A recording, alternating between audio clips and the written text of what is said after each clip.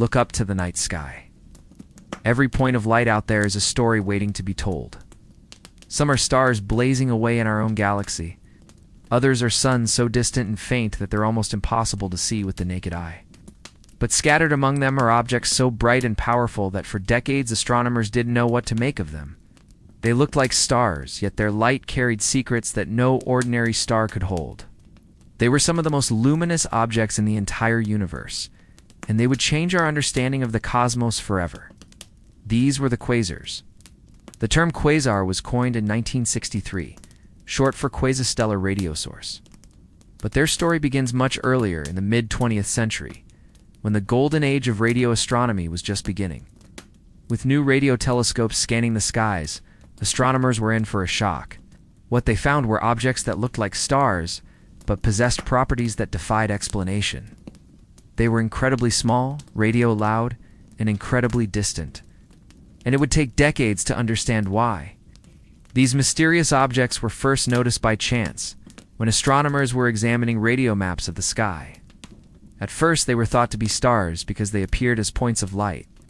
But further study revealed that their radio emissions were thousands of times more powerful than any star. The light from these objects was also redshifted, meaning that the light waves were stretched, indicating that they were receding from us. The farther an object is, the faster it seems to recede, and the more redshifted its light becomes. And as astronomers measured more and more quasars, they noticed a trend. They were incredibly distant. We were seeing these quasars as they existed billions of years ago. But what exactly is a quasar? In simple terms, a quasar is the extremely luminous and compact core of a galaxy that harbors a supermassive black hole. Millions or even billions of times more massive than our Sun, these black holes are the engines that drive quasars. As gas and dust fall into these black holes, they form an accretion disk that heats up to millions of degrees. The intense heat and energy released by this process powers the quasar, making it shine brighter than trillions of stars. But the story doesn't end there. Some of this energy is also beamed away in narrow jets that can extend for thousands of light years, influencing the evolution of galaxies on the largest scales. But how do quasars fit into the grand scheme of things? To answer that question, let's start at the beginning. Our universe began with the Big Bang, a period of exponential expansion that gave rise to all the matter and energy we see around us today. Over billions of years, gravity caused this matter to clump together, forming the galaxies we see around us. Within these galaxies, stars formed and died, leaving behind dense remnants that enriched the surrounding space with heavy elements. Some of these dead stars collapsed in on themselves, forming the seeds of supermassive black holes. But these early black holes were relatively small, millions or billions times the mass of our Sun. They grew slowly, consuming gas and dust from their surroundings. But everything changed when one of these growing black holes encountered a dense cloud of hydrogen. This encounter triggered a frenzy of activity. As the black hole tore through the cloud, it unleashed a torrent of energy, heating the gas around it to unimaginable temperatures. This produced an enormous, bright glowing sphere of gas, known as a H2 region. This marked the birth of the first quasars.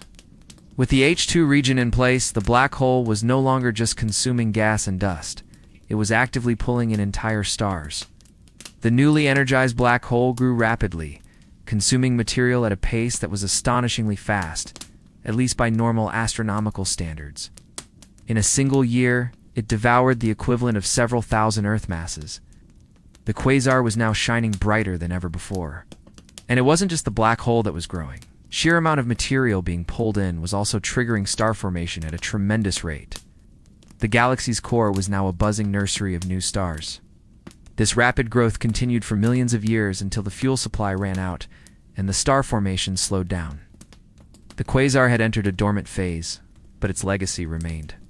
It had grown the central black hole to incredible proportions and left behind a galaxy that would never be the same. Quasars are not just remnants of a violent past. They're active participants in the evolution of the universe. Their colossal energy output has profound implications for the intergalactic medium, the thin gas that fills the space between galaxies. When quasars first emerged, the universe was a rather tranquil place. Galaxies were isolated islands in a sea of hydrogen. But as quasars grew, they started to influence their surroundings in ways that were both dramatic and unexpected. Their colossal energy output carved out giant bubbles in the intergalactic medium, creating vast voids where matter was either expelled or heated to extreme temperatures. These phenomena not only shaped the distribution of matter in the early universe, but also left an indelible imprint on the cosmic microwave background radiation. In the coming millennia, as the universe expanded and cooled, this sea of hydrogen would eventually recombine, giving rise to the cosmic web of galaxies that we see today. And within this web, quasars would continue to play a pivotal role. Their immense energy output and rapid variability made them incredibly powerful sources of ultraviolet radiation, capable of ionizing the neutral hydrogen in their vicinity. This ionization process stripped hydrogen atoms of their electrons, turning them into a tenuous gas called plasma. This plasma formed the building blocks of the cosmic web, a vast, intricate network of glowing gas and dust held together by the invisible threads of gravity. As quasars evolved and their activity waned, the cosmic web continued to expand, gradually filling the universe with the stuff of galaxies. Thus, quasars were not just witnesses to this cosmic evolution. They were active participants in the very creation of the universe as we know it.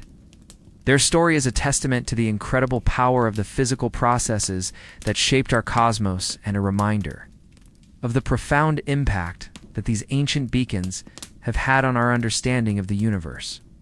It's the discovery that shook our understanding of the cosmos, rewriting the laws of physics and reshaping our place in the universe. We are talking about the unexpected revelation that our world is governed by an equation far more profound than anything humanity had ever imagined. Brace yourself, because what we are about to share will change everything. Imagine standing atop a windswept mountain peak, gazing up at the star-studded expanse above. In that moment, the immensity of the cosmos overwhelms you, just a tiny speck on a pale blue dot hurtling through the vast darkness.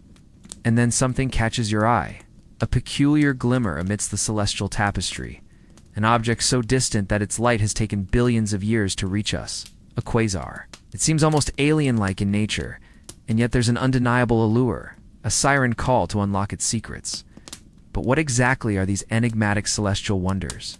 What lies at their heart? Quasars are not merely distant lights. They're gateways to the early universe, offering clues about the very origins of cosmic life. Our journey begins in the eons before stars adorned the night sky, a time when the universe was a cauldron of elementary particles. As the cosmos expanded and cooled, these particles combined to form the first atoms, mostly hydrogen and helium. Darkness prevailed as light couldn't penetrate the dense, opaque plasma that filled the universe. It wasn't until about 400,000 years after the Big Bang that things changed. The plasma cooled enough for electrons to bind with atomic nuclei, forming neutral hydrogen. Light now streamed through space, unhindered, and the universe as we know it was born. This pivotal event is known as recombination. Its afterglow still graces our skies as the cosmic microwave background. But there was a catch. Despite the birth of light, the universe remained shrouded in darkness. Stars, galaxies, and planets were still millions of years in the making. Then came the first stars, massive balls of searing plasma held together by gravity. Their births were violent, accompanied by powerful stellar winds and intense ultraviolet radiation. These celestial furnaces forged the first heavier elements: carbon, oxygen, and iron. And when they exploded as supernova, they scattered these elements into space, laying the groundwork for future generations of stars and planets. Amidst this stellar evolution, some massive stars met a different fate. Their cores collapsed under their own gravity, giving rise to the first black holes. Now, black holes aren't empty voids, but regions of space where gravity is so intense that not even light can escape their grasp. At their centers lie immensely dense points called singularities. Surrounding the singularity is the event horizon, a boundary beyond which nothing can return. When something crosses the event horizon, it's doomed to an inescapable journey toward the singularity. As time passed, these early black holes attracted more matter, growing in size. Some became hundreds or even thousands of times more massive than our sun. Meanwhile, the universe continued to expand, giving rise to the first galaxies. Within these galaxies, gas and dark matter coalesced under gravity's pull, At their cores, the black holes accelerated their growth by consuming surrounding material. And here's where our story takes a dramatic turn. Picture a black hole nestled within a growing galaxy, surrounded by a swirling disk of gas and dust. Gravity pulls this material towards the black hole, but instead of vanishing into the darkness, it heats up dramatically, emitting a brilliant glow. Some of this material ejects from the system in powerful jets spanning vast cosmic distances. This process of matter spiraling into a black hole and being ejected in jets is what gives rise to quasars. The term quasar itself is a shortened form of quasar's stellar object, reflecting their appearance as star-like celestial bodies. However, despite their seemingly stellar nature, quasars are far from simple stars. Their luminosity can reach billions of times that of our Sun, making them among the brightest objects in the universe, but their brilliance comes at a cost. While their accretion disks and jets span immense distances, their central regions are incredibly compact. Now let's talk about the sizes of these cosmic powerhouses. It's mind-boggling. Imagine squeezing the entire Tokyo Skytree, the world's tallest tower, standing at over 634 meters, into the size of a proton. That's how small the singularity of a typical quasar is in comparison to the vast distances spanned by their accretion disk and jets. Even the largest of these structures dwarf our human-made towers. Take the Colosseo, the largest amphitheater ever built, standing at about 160 meters high. If we scaled it down to the size of the accretion disk of a quasar, it would still be over 5,760 times smaller. And the sheer power of quasars doesn't end there. If we tried to fit all of the energy they emit into a single second, it would require an astounding 10 to the power of 39 watts, enough to illuminate 330 trillion cities. Their influence extends far beyond their immediate surroundings. The energy they emit can affect the very structure of their host galaxies. Some quasars even play a role in galaxy formation, triggering the birth of new stars. But they don't exist forever. As the material in their accretion disks dwindles, their luminosity dims, fading into the depths of space as dormant galactic nuclei. So there you have it, a glimpse into the awe-inspiring realm of quasars. They are more than just bright points of light. They are portals to the past, offering insights into the early days of black hole and galaxy formation. They challenge our understanding of the physical laws that govern our universe, and they inspire us to push the boundaries of human knowledge. Our fascination with quasars has led to some remarkable discoveries, including the realization that these distant objects played a crucial role in shaping the cosmos as we know it. Their impact goes beyond their immediate surroundings, influencing the very evolution of galaxies. Thanks to quasars, we have gained a deeper appreciation for the intricate web of interactions that govern our universe. Each quasar we explore brings us closer to unraveling the mysteries of the cosmos. They serve as beacons guiding us through the vast darkness of space, reminding us of the boundless wonders that await our discovery. And if you're as captivated by these celestial marvels as we are, stay tuned for more updates on our exploration of the universe. Join us in our quest to understand the profound mysteries that lie above. Together, let us continue to marvel at the beauty and complexity of the cosmos and uncover the secrets hidden within quasars. Who knows what other wonders we might find as we delve deeper into the depths of space? The more we learn about quasars, the more we realize that our universe is full of surprises. These distant objects have not only illuminated the paths of galaxies, but have also provided us with an opportunity to witness the birth of the universe in a way that no other phenomenon can. They are the keys that unlock the secrets of the past, allowing us to peer back in time and unravel the threads of cosmic history. For example, studying quasars has revealed the astonishing growth rates of supermassive black holes.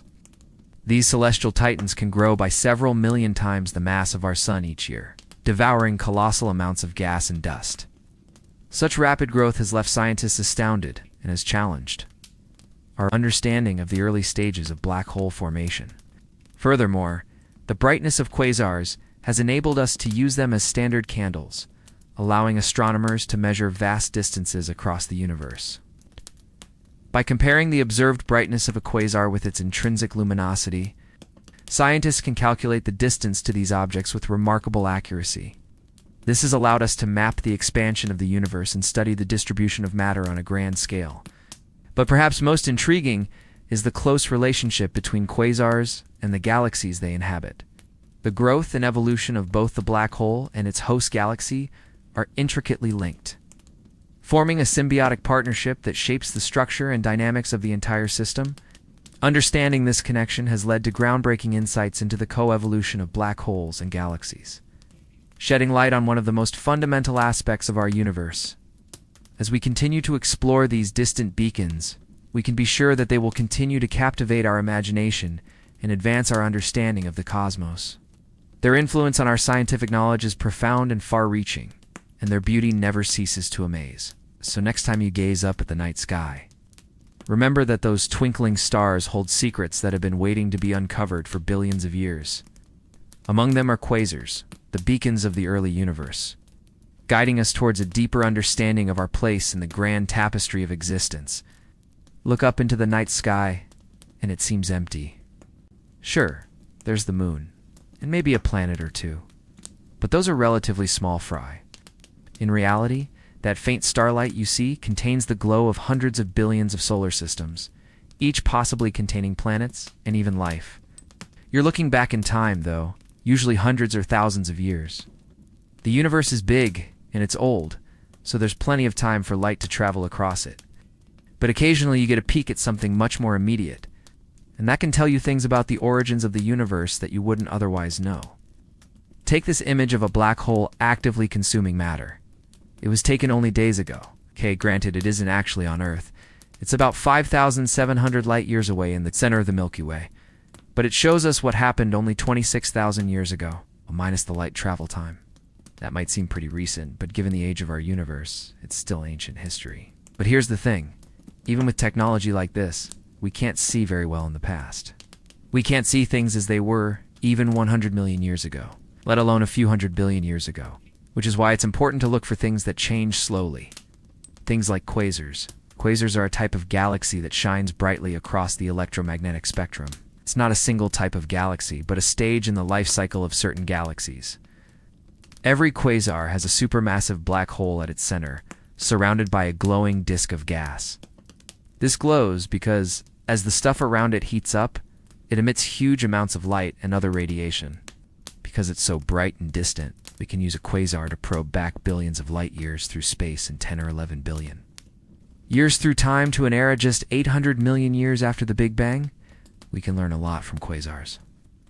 And to do that, we need to know a little bit of history. Martin Schmidt. He was a Dutch-American astronomer who studied at Leiden University in the Netherlands, before moving to California at Institute of Technology in the United States. In the early 1960s, he worked at the Palomar Observatory in California, home to one of the largest telescopes in the world at the time. One of his duties was to analyze the newly discovered radio sources in the Third Cambridge Catalogue of Radio Sources, or 3CR. This catalog was compiled in the 1950s and 1960s, when astronomers detected many new radio sources that didn't seem to correspond to any visible objects. With the help of ever-improving radio telescopes, they had found lots of these mysterious radio sources, but they had no idea what they were. Schmidt started with one called 3C273. It had been identified as a strong radio source and then observed with an optical telescope. It looked like a faint star, and it was right next to a cluster of galaxies.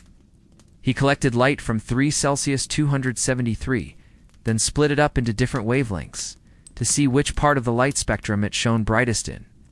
This process is called spectroscopy, and it's the key to unlocking a lot of secrets in astronomy. Scientists already knew that light could bend or shift in wavelength. Astronomers call this a Doppler shift. When something is moving towards us, the waves of light get compressed, and the light shifts towards the blue end of the spectrum. When something moves away from us, the waves stretch, and the light shifts toward the red end. So, by looking at the spectrum of a star, for example, you can tell whether it's moving away from us or towards us. You can also tell its velocity. 3C273 seemed to be a star-like object, so Schmidt expected its spectrum to show lines that matched elements in stars like hydrogen and helium. But what he actually saw was weird. There were dark gaps in the spectrum where you would expect to see those lines. They looked a lot like the spectrum of a star, but they were shifted to the red end of the spectrum. This meant the object was moving away from us at incredible speed.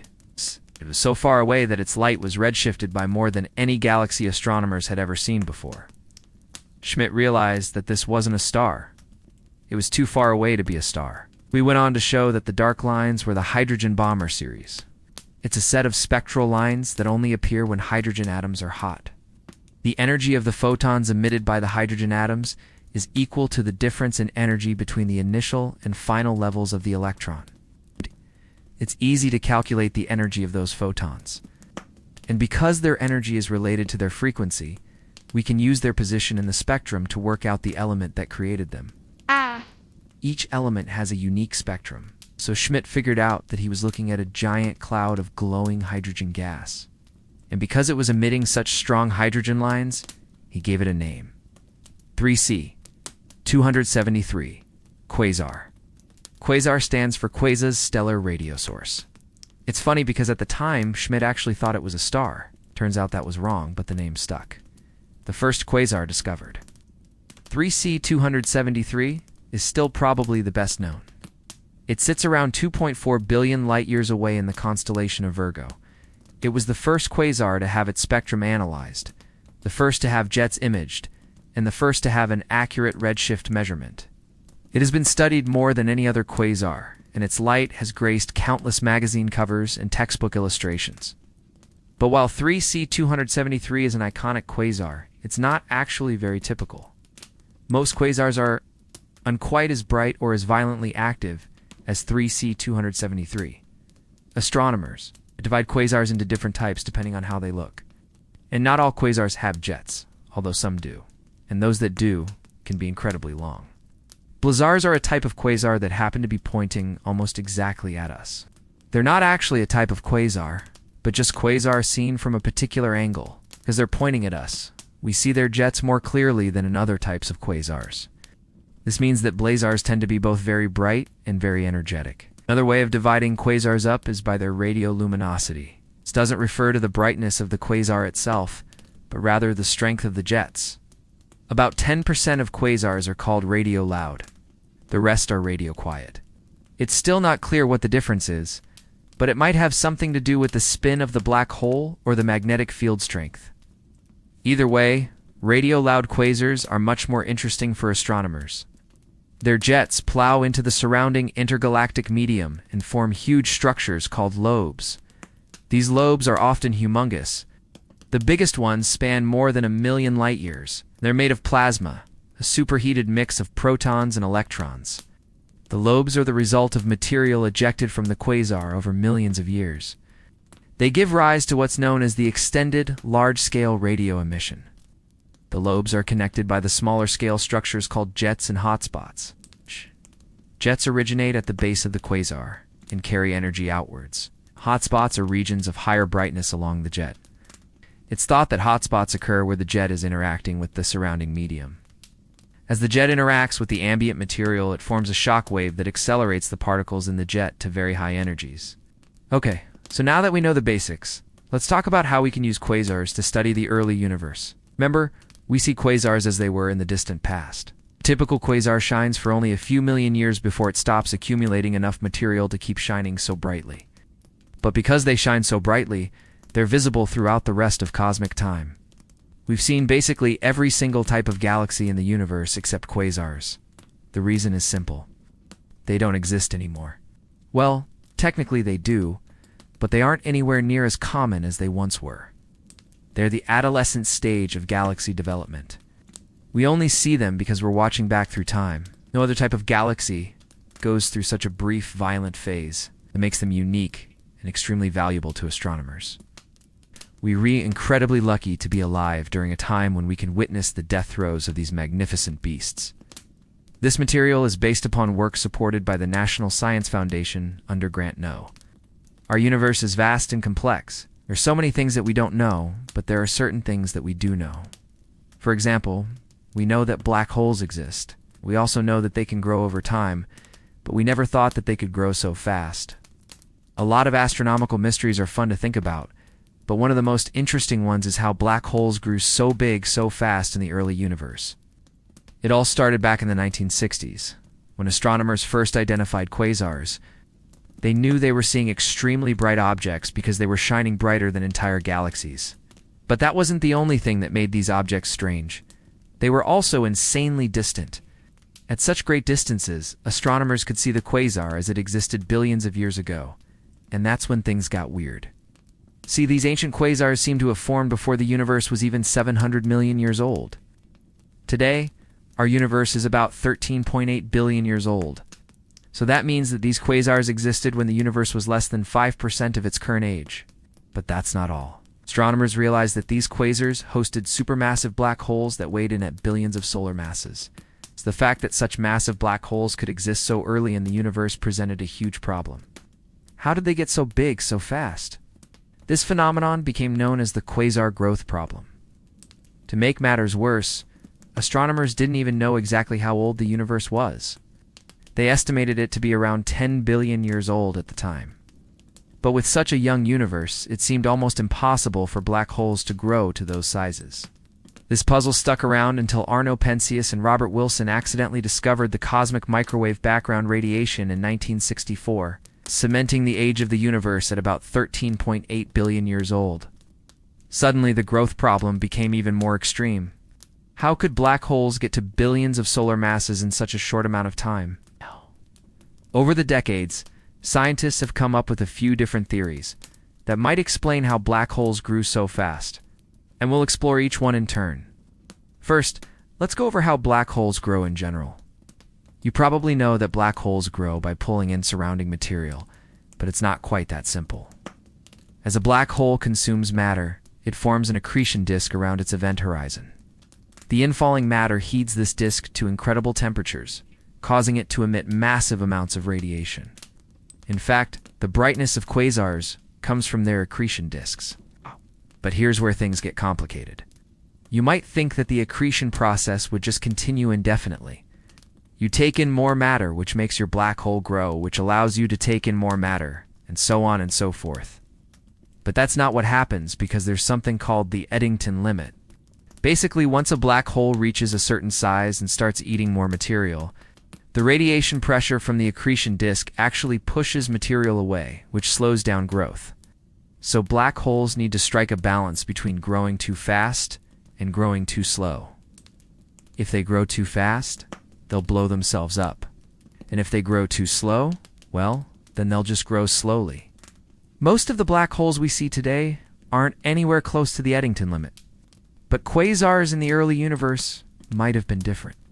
Scientists estimate that the majority of quasars were likely at or very close to the Eddington limit, allowing them to grow as fast as possible. The problem is that even if black holes grew at this maximum rate, starting from a normal black hole seed, of a few tens of solar masses, it would be nearly impossible to reach the size of early quasars in time. So astronomers were left with two questions. What was the starting point? And how did these black holes manage to grow so fast in the first place? One popular theory is that black holes grew from stellar remnants, but this doesn't seem likely. That's because the first stars, known as population 3 stars, may have been up to hundreds of times the mass of the Sun. When these giants collapsed, they would have left behind black holes weighing between 100 and 1,000 solar masses. That's certainly a good start. But simulations suggest that these black holes wouldn't have grown fast enough to become the seeds of quasars. Another idea is that direct collapse black holes formed from giant gas clouds. Instead of collapsing into stars first, these clouds collapsed directly into black holes that weighed 10,000 to 100,000 solar masses. These direct collapse seeds would have had a massive head start, allowing them to grow into quasars much more quickly. Unfortunately, this idea comes with its own set of problems. The conditions needed for direct collapse would have to have been incredibly rare. Otherwise, every black hole would have formed this way. Also, it's unclear if such large clouds of gas would even be stable. There's a third idea that's gained a lot of traction recently: runaway mergers in star clusters. Basically, this theory says that unusually dense clusters of early stars led to frequent collisions and mergers, which resulted in an unusually massive black hole core. All three of these theories still have their strengths and weaknesses. Modern simulations are still trying to figure out which is most plausible. But all of these ideas have one thing in common. They assume that black holes grew in isolation, apart from any other structures in the early universe.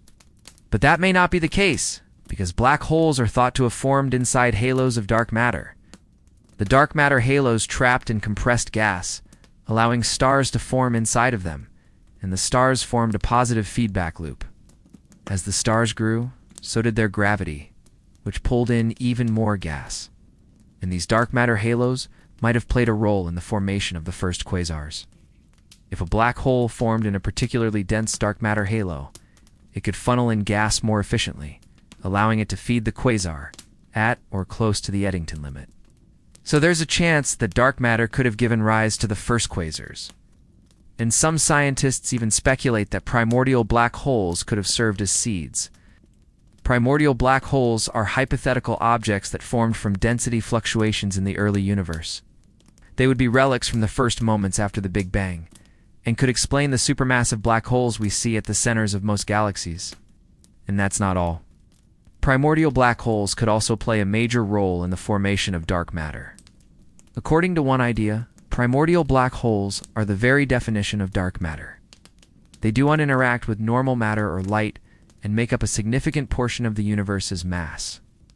In this scenario, they would have formed during a period of rapid expansion known as inflation. The exact details vary depending on who you ask. But the basic idea is that quantum fluctuations caused some regions of space to expand faster than others, creating a kind of cosmic foam. As the universe expanded, these regions collapsed into black holes. In fact, primordial black holes could be relics from the earliest moments of the universe.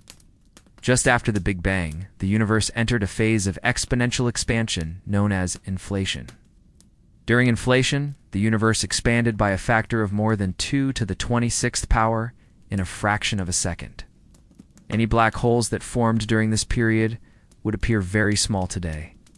But we know that black holes can't evaporate because they're protected by their event horizon. So if primordial black holes really did exist, they could be as old as the universe itself. The idea that primordial black holes are dark matter is a compelling one, but it comes with its own set of problems. For example, primordial black holes could have a gravitational pull so strong that they destabilize galaxies. Also, they'd have to have formed right at the end of inflation, otherwise they'd be too heavy. And there's no consensus on how they could have formed in the first place. Despite these issues, scientists are still trying to detect primordial black holes. If we could confirm their existence, it would answer a lot of questions about the early universe. But it's worth pointing out that not everyone thinks primordial black holes are real. Some scientists argue that they're nothing more than mathematical artifacts. Essentially, they say that the math used to describe inflation requires a particle called the inflaton, which decays into normal matter. But the inflaton could decay into anything. Why do people think it would decay into black holes? Well, it's because black holes solve a lot of problems. It could help explain the large-scale structure of the universe, the abundance of light elements, and even the accelerated expansion of the cosmos. But it's important to remember that this is just one interpretation of the data.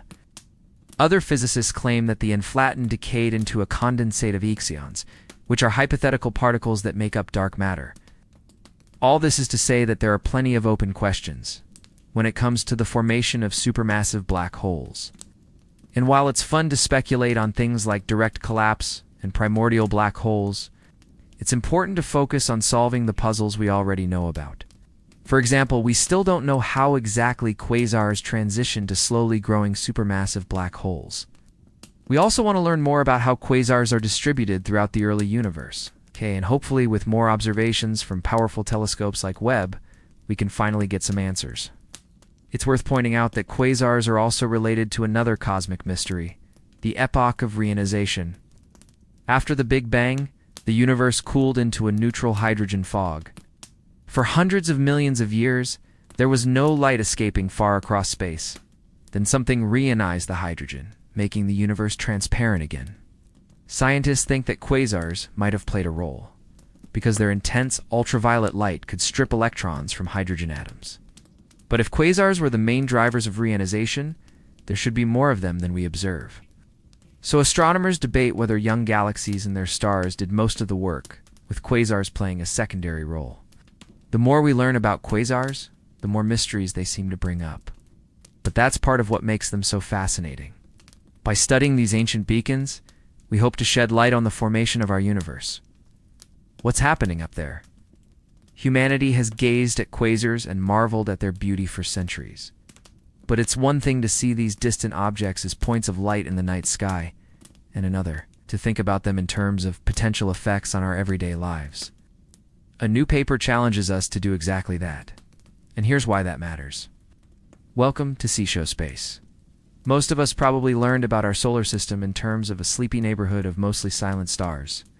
We picture our sun as fairly average, and our planetary system as quietly going about its orbit.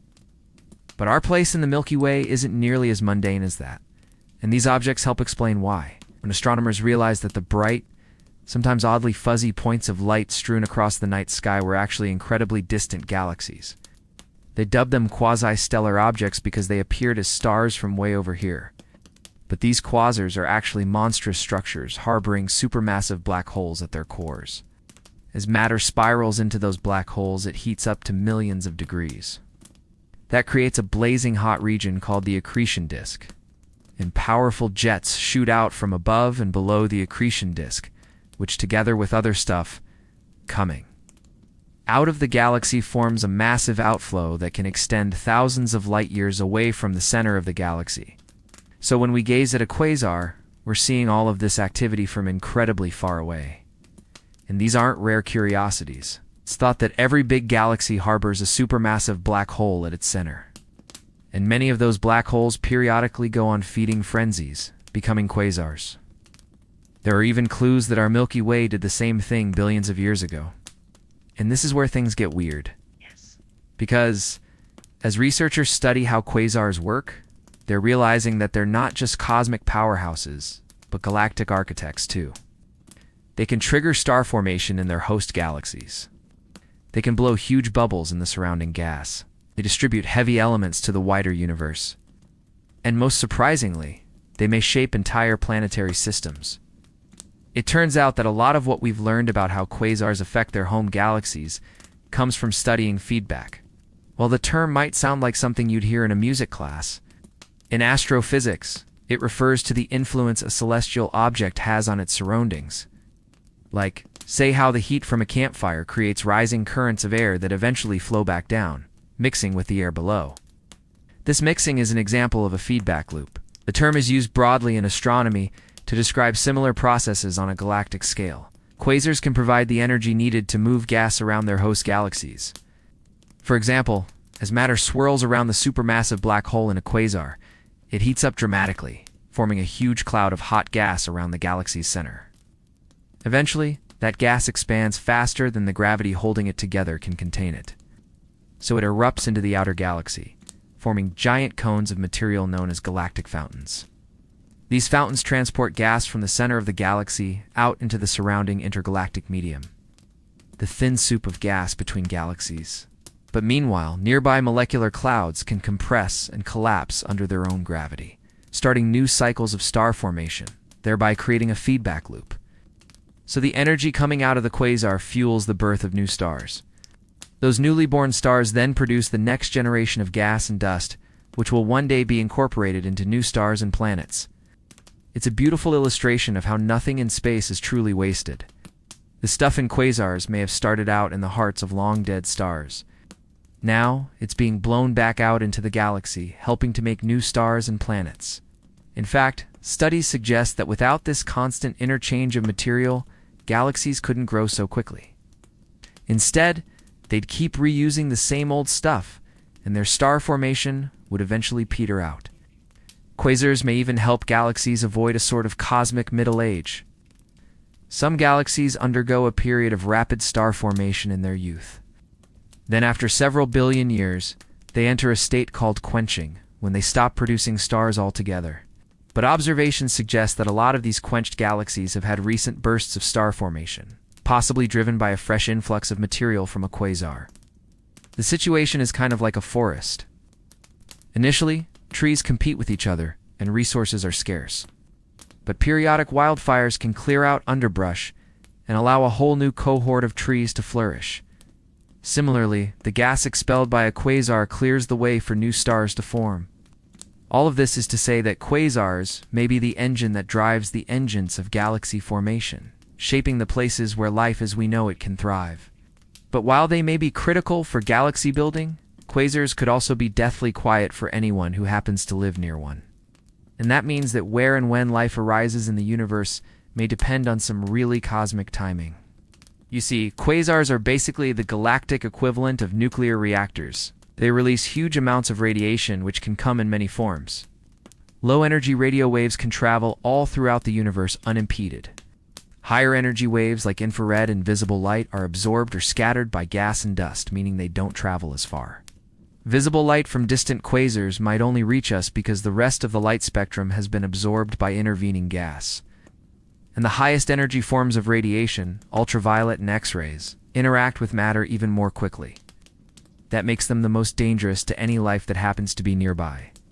And there are good reasons to worry about ultraviolet radiation in particular. On the one hand, the universe's first stars and galaxies produce the heavier elements by smashing together hydrogen and helium in their cores. But the ultraviolet radiation they emitted also broke apart those same elements. Over time, this competition created a steady supply of heavier elements like carbon, oxygen, neon, and iron. It's a delicate balance.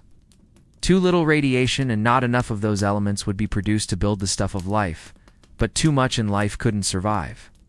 If a quasar were sitting in the center of your galaxy, Earth would definitely find itself in the latter category.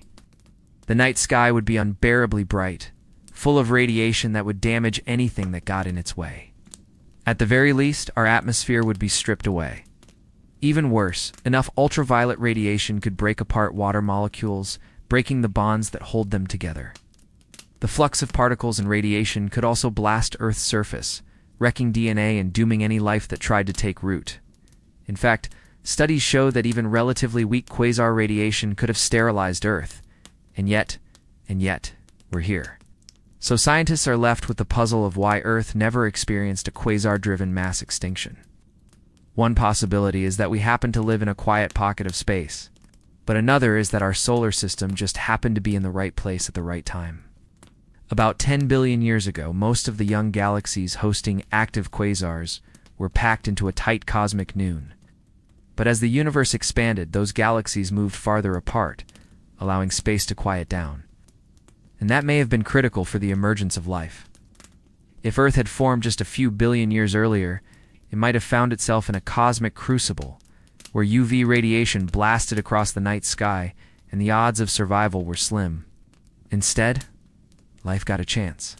As a result, our cosmic address may be one of the reasons we were able to ask questions like this in the first place. There's also the possibility that it wasn't just the timing that helped us, but also the type of radiation coming from the nearest quasar. You see, as the radiation from quasars passes through vast clouds of gas, some gets absorbed by certain elements. Scientists think that some of the heavier elements created in those quasars get blown into space and eventually become part of new planetary systems. And that explains another. Many of the elements that might have been destroyed by UV radiation, like oxygen, are instead incorporated into rocks and planets.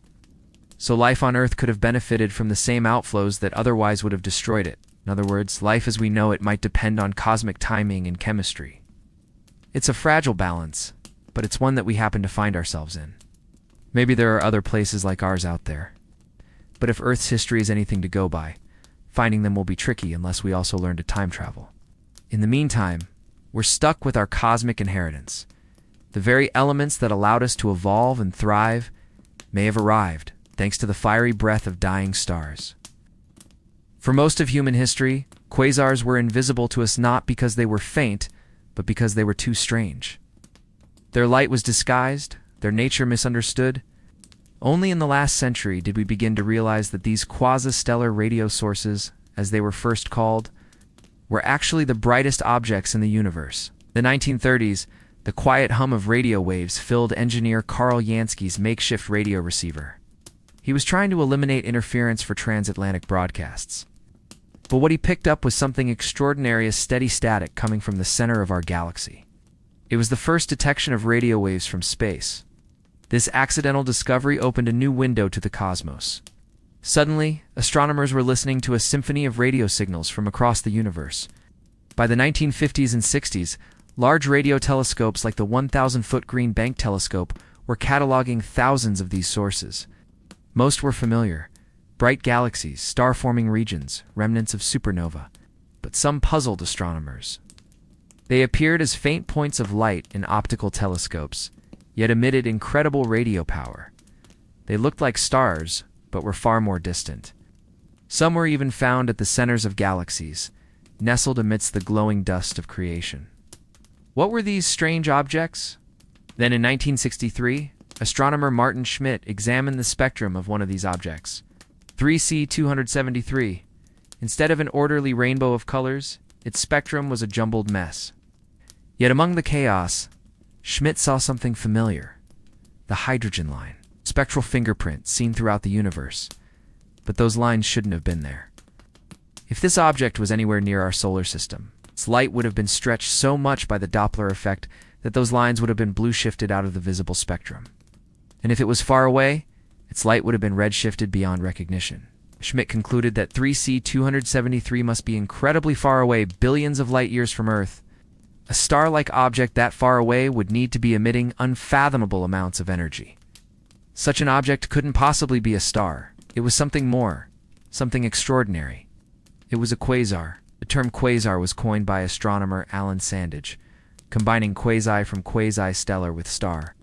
But even as astronomers began to appreciate the immense power of these objects, their true nature remained shrouded in mystery.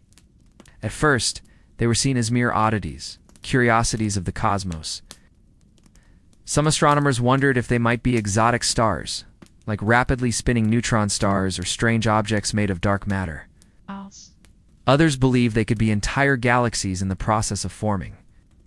But as more quasars were discovered, patterns emerged, revealing their true place in the grand scheme of the cosmos. Quasars were always found in the centers of galaxies. Their spectra revealed extreme motions, and their radio emissions displayed the telltale signs of synchrotron radiation produced by charged particles spiraling through magnetic fields. It became clear that these enigmatic objects were not just stars or galaxies, but something entirely new, a blazing heart of every young galaxy, a raging furnace fueled by a supermassive black hole. As the 1970s dawned, the picture became clear. Quasars were powered by supermassive black holes accreting matter at furious rates, drawing in gas and dust until it formed a swirling disk of searing hot plasma. As material fell inward, it released tremendous energy, powering jets and winds that extended far beyond the galaxy. Quasars were not just oddities. They were the birth throes of galaxies, the very essence of cosmic evolution. And yet, even as we mapped their properties, the deeper questions remained. How could these objects shine so brightly without fading into obscurity? Why did they seem to disappear from the cosmic record? And above all, how do they help galaxies evolve? The answers lay hidden for decades, until a revolutionary instrument came along. In 1990, the world marveled as a space telescope named Hubble was deployed into orbit. This orbiting observatory would change everything. The Hubble Space Telescope peered deep into space, capturing an image that changed the course of quasar research. The Hubble Deep Field, a tiny patch of sky, was imaged for days, capturing not just galaxies, but also quasars from across cosmic time. This snapshot was a revelation. It showed that quasars were most common in the early universe. They were not rare anomalies, but an integral part of galaxy evolution. It confirmed that quasars were closely tied to the life cycle of galaxies. Young galaxies were ablaze with quasar activity, but over time this activity faded, leaving behind mature galaxies with sleepy centers. Radio telescopes added another dimension to the picture. Structures known as large-scale radio jets stretch for millions of light-years.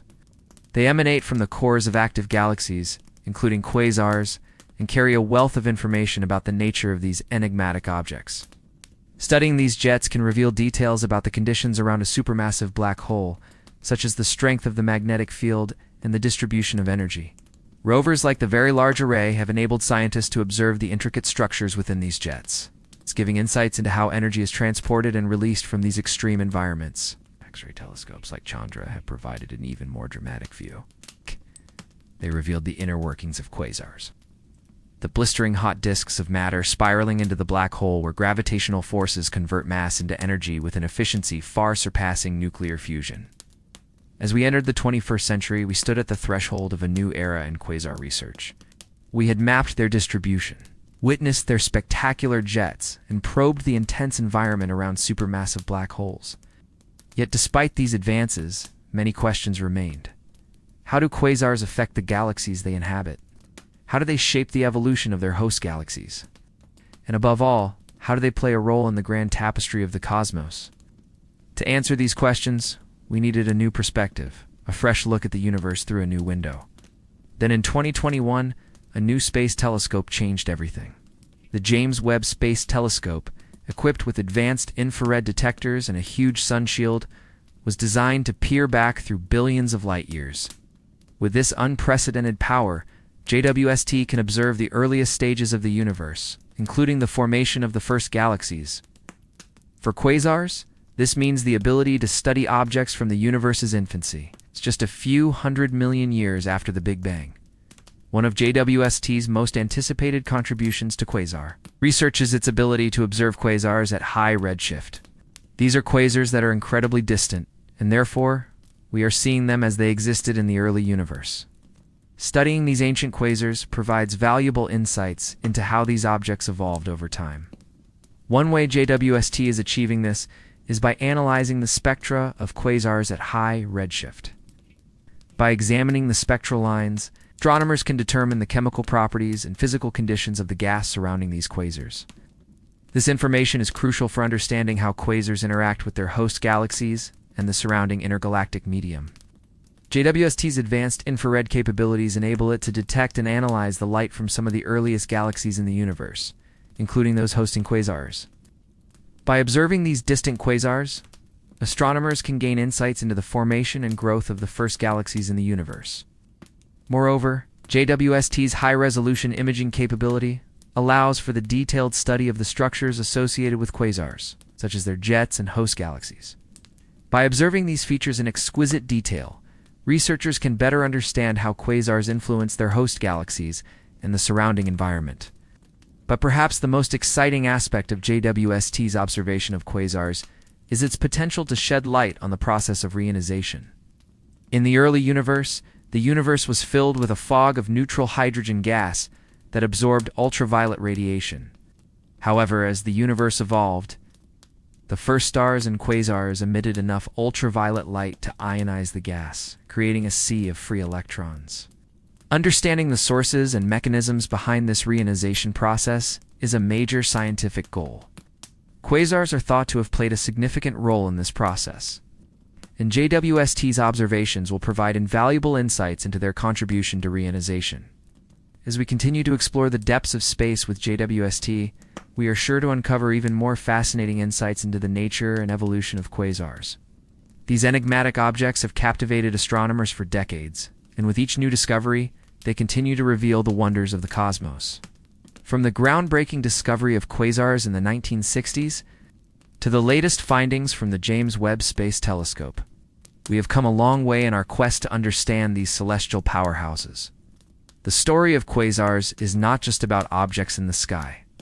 It is about the incredible journey of human exploration and discovery.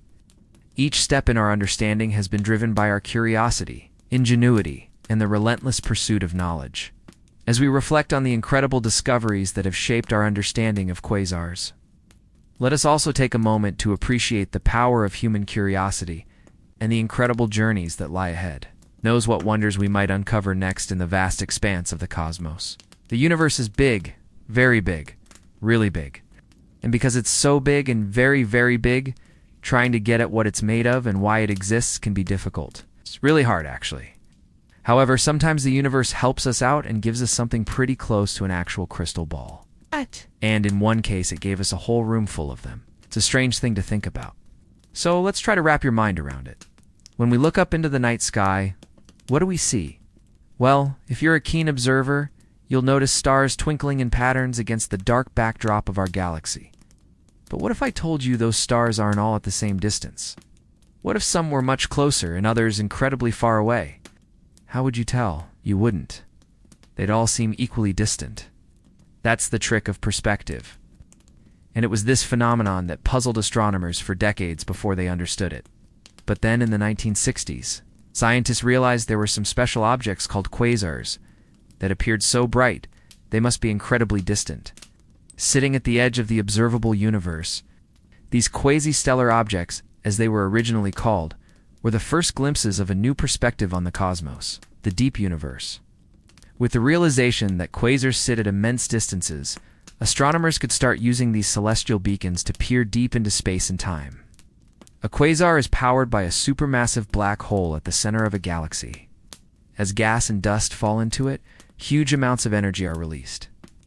Some gets blasted out in powerful jets, pinwheels of material moving at near light speed. Others heats up and emits light across the electromagnetic spectrum, making quasars visible from radio waves to gamma rays. But their brilliance doesn't stop there. The intense radiation from quasars extends beyond what we can see, delving into the realm of the universe's building blocks. And this is where things get really interesting. When light from a quasar passes through vast clouds of gas between us and the object, it can leave an imprint on the fabric of space-time itself. These imprints are known as gravitational lenses, and it's not just the bending of light, it's a magnification. It's like using a cosmic magnifying glass. This allows us to see things that would otherwise be impossible to detect, peering into the depths of space and time. The power of gravitational lensing has revealed some remarkable things. For instance, it has allowed us to witness the collision of two massive galaxy clusters, a cosmic ballet of gravity and light, captured in exquisite detail by the Hubble Space Telescope. It's a testament to the incredible reach of these ancient beacons, but it doesn't stop there. Gravitational lensing by quasars can reveal more than just the shape of spacetime. It can magnify and distort the images of even more distant objects, allowing us to study them in greater detail.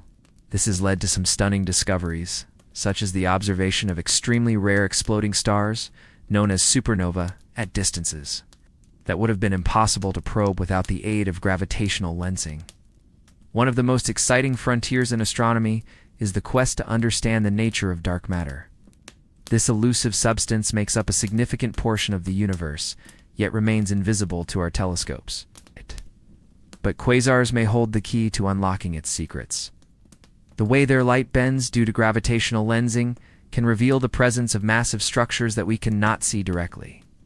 In some cases, multiple images of the same quasar appear, distorted by the invisible pull of intervening dark matter halos. This phenomenon, known as strong gravitational lensing, allows astronomers to map the distribution of dark matter along the line of sight. By collecting enough of these data points, scientists can build up a three-dimensional picture of the universe's dark matter scaffolding, providing invaluable insights into the nature of this mysterious substance. But wait, there's more. Quasars also offer a unique opportunity to study the effects of dark energy. This enigmatic force is thought to be responsible for the accelerated expansion of the universe, but its true nature remains a profound mystery. By using quasars as standard candles, scientists can measure the distances to these luminous objects and then calculate how fast they are receding from us. This method enables astronomers to track the evolution of the universe's expansion over time. By analyzing the data, researchers hope to better understand the role of dark energy in shaping the cosmos. One of the most transformative events in cosmic history was reionization. After the Big Bang, the universe was filled with a sea of neutral hydrogen. But as the first stars and galaxies formed, they emitted ultraviolet radiation that stripped away the electrons from these hydrogen atoms. This process turned the universe from a murky plasma into a transparent gas, enabling light to travel freely. Quasars played a crucial role in this cosmic transition, ionizing the hydrogen and changing the universe as we know it. By measuring the spectra of high redshift quasars with the James Webb Space Telescope and future ground-based telescopes, astronomers aim to pinpoint exactly when and how this reionization occurred. This knowledge is not just about understanding the past. It's about comprehending how galaxies, stars, and eventually planets like our own became possible.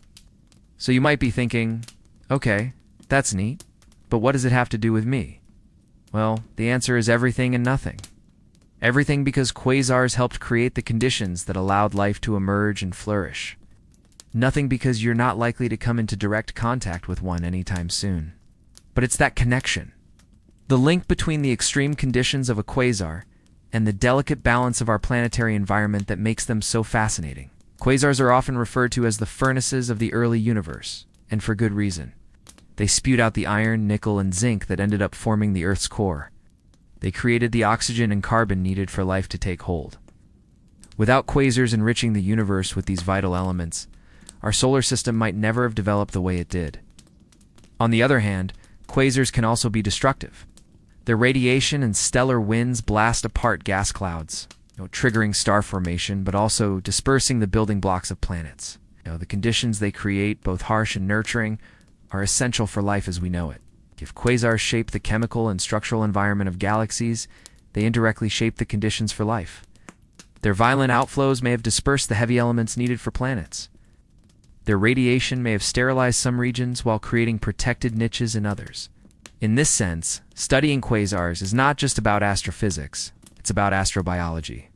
To understand why life exists here now, we need to understand how cosmic giants like quasars sculpted the pathways of habitability across the universe. To truly appreciate the influence of quasars, consider this. In the grand scheme of the universe, we are relatively new arrivals. Our planet Earth emerged some 4.5 billion years ago, a mere blink of an eye compared to the age of the cosmos.